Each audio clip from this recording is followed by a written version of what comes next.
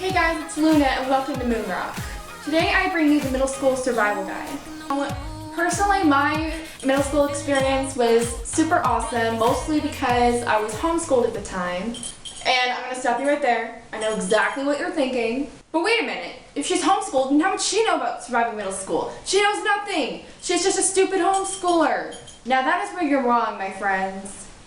See, I may have been homeschooled for middle school. However, I may know more about surviving middle school than you think, because my homeschool program, CHEP, worked a lot like a public school. There were 4 different campuses where you could take classes, and there was a yearbook, and we had a graduation ceremony, and all the same stuff that a public school would have. Traditional school, because it was a public school. Never mind. And so by watching these videos, hopefully you will not only see from a homeschooler's perspective on surviving middle school, but also not make any more stereotypes or generalizations about homeschooled students if you are doing that right now. Let's get started. So the very first thing I want to talk about is how to make friends and how to make the right kind of friends, because I know in middle school it can be really cliquey, and kids are cruel and mean and immature, and so these tips will help you how to make friends. And these tips will be especially helpful if you're the new boy or the new girl in school and you don't know anybody, or your friends from elementary school decided they don't like you anymore and they ditch you. Wow, that's really sad. So the first thing you want to do when making a friend is being a friend. If any of you people like American Girl, which I know a bunch of you do, the one American Girl from the year 2008, 2009, I don't know, but it was Krista Maxwell, the one who was getting picked on by those girls, what are they called, the mean bees. Her grandmother gives her this advice: if you want a friend, be a friend. And that piece of advice applies to real life. If you want a friend, be a friend. And that basically means being nice to everybody, no matter how annoying they are. And no offense, but girls can be kind of annoying. Like, they look in the mirror and they're like, oh my god, I'm so ugly, oh my god, why is everybody prettier than me? You're so mean, oh my god. I hate girls who do that. No, I don't really hate girls who do that, I just hate it when they do that. But you see what I'm saying? Like, it doesn't matter how annoying you think a person is, just be friendly and polite to everybody around you, and people will like you and respect you for that. Next tip is find someone who also needs a good friend as well. And so if you see somebody at a lunch table by themselves, or you see someone in the hallway all by themselves, go up to them and start a conversation with them and introduce yourself, smile, make eye contact. Don't point your body away from them, because that gives off the impression that you do not like the person you're talking to. And some good icebreakers would be something like something from the morning announcements, like if there's a big game coming up, you could be like, oh, are you going to the game? Or what classes are you taking? Something about the lunch, if it's gross or if it's good, or something like that. Anything to start a conversation. I'm personally not very good at starting conversations, but things like that about class or lunch or something would be a good icebreaker. And so once you've made this potential friend, the next thing you want to do is invite them to hang out with you. Like, if they're in one of your classes, or you meet them during break, you can invite them to have lunch with you, or you can invite them to see a movie with you, or invite them to your house. You go to Starbucks or Cold Stone, something like that, so that you can get to know them more.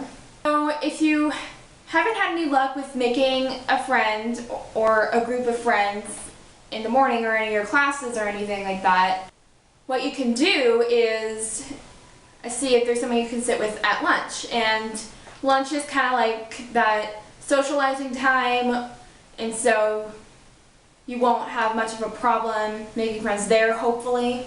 If you see someone sitting at a table by themselves, you can go ask if you can sit with them, or if there's nobody sitting by themselves, you can ask if you can join a group.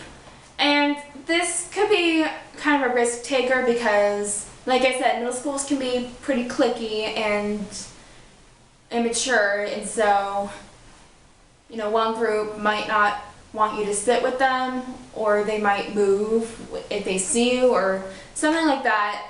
Could be the silent treatment. Wow, that is so mean.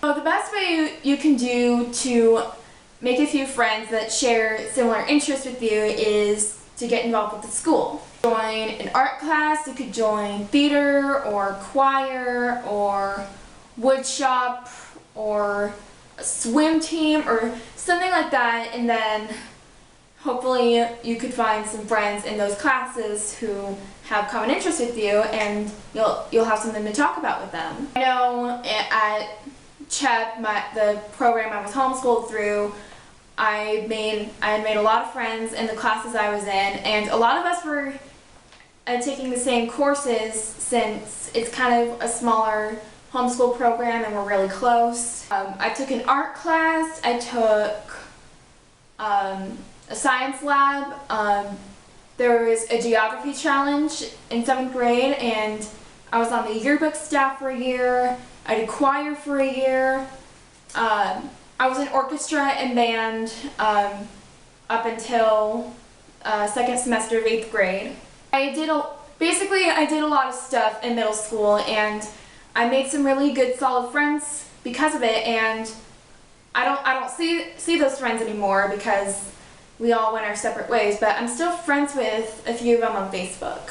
Kira, Sierra, Ivy, Dominic, Niali, you people. I love you guys, and I miss you. At my high school, there's a club rush, and I don't know if they have those in middle school. They should.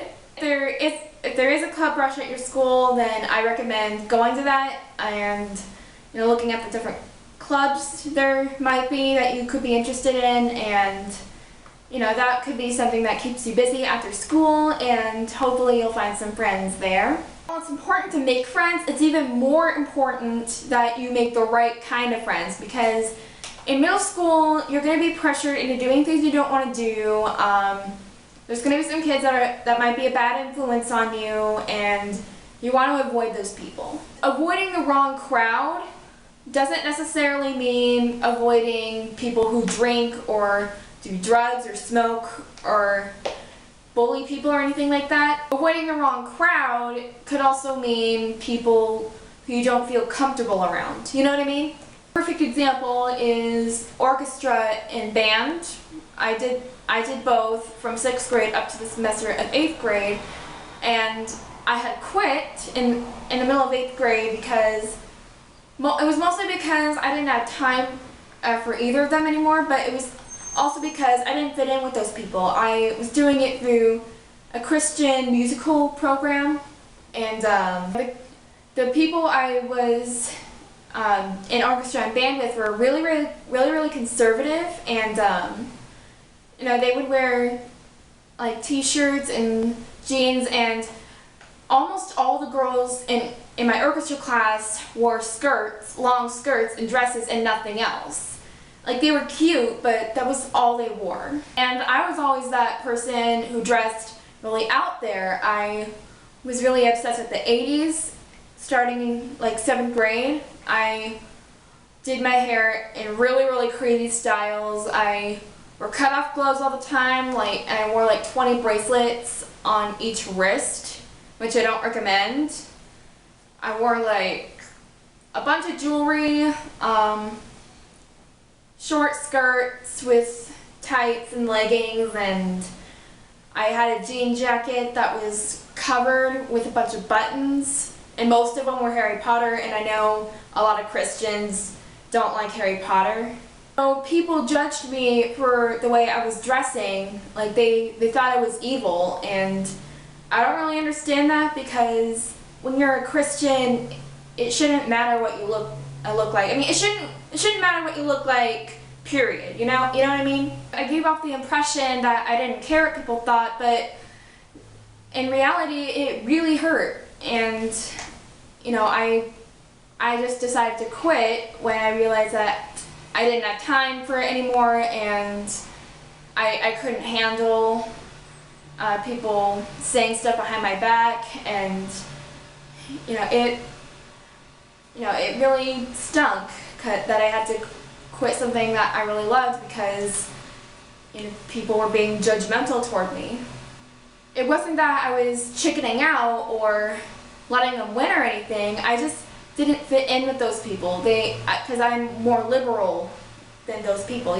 So if you are hanging out with people who could potentially be friends, and you find out that you're not comfortable around them, like maybe they're too wild for you, or they're too conservative for you, or they're doing stuff that you don't want to do, then the best thing you can do is just stay away from those people.